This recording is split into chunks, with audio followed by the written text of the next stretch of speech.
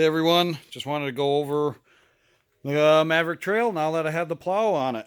I got the plow and the winch installed. Really cool. I really like this KFI propoly. This is the 66 inch. It's still heavy. I had the 72-inch steel KFI plow last year. The Commander has a KFI steel plow. And I gotta say the poly plow is still, it's heavy. They claim it's just as heavy, and I tell you what, moving it around, it's heavy. It outweighs my Eagle steel plows that I've had in the past. Cool thing about this though is it is 10 inches taller than the steel version. This is a full 27 inches tall versus 16 inches tall, so technically it's 11 inches taller. So even though it's not as wide as my last plow, it's a lot taller, which is going to come in handy. Biggest thing, the plow mount. KFI currently is in the works of making a plow mount. This was not a direct fit plow mount. This plow mount is for a 570 mid-size Ranger. It came off of my brother's 2016 Ranger 570 mid-size that he traded in for his Commander that has the actual KFI plow mount on it. This one, I just had put a couple new holes for the mounting. It was real simple, easy to do. Took me no time at all. I bolted it right up. It's currently held on by 6 bolts. Where like the factory one over there is only held on by 4. So it's very well in place. I don't think it's going to go anywhere.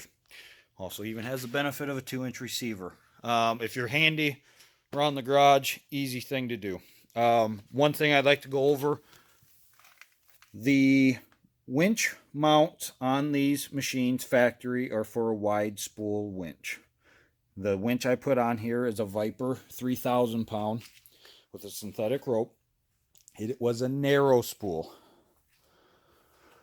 Ran into a little bit of issue there.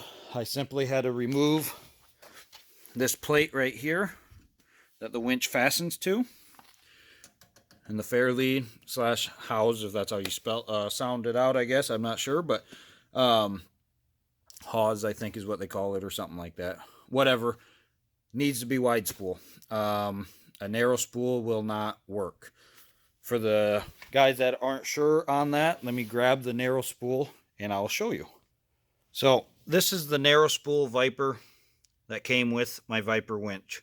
If you see, it's a lot narrower. It's not as long. If you have a wide spool winch, everything will be a direct bolt on. No modifications needed. The shocks are set to the softest. Handles it real well. Front tire pressure is at 16 psi. I have 20 in the rear. The fronts are rated at 28. And the rears are rated at 36. So I'm not even close to putting the max psi in them. Everything else works real good. I did use the simple ATV handlebar switch. I'll use that as the controller. Main reason, shifter. I can hold this right in my hand. It's nice, easy. Throw it on the dash when I'm done. Keep it right here while I'm shifting up and down. Boom, boom.